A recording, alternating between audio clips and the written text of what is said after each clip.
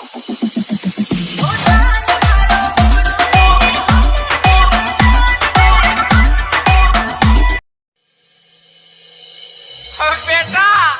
पत्थर काय जळचा त्रेकोट बेटा बाकाव करने कंपटीशन है कति आओ ना लपेटा बच्ची क्या बतावा का शेर वाला थोड़ा काय चीज पूरे शहर में नाम चलता है, फोटो लगी है थाने में।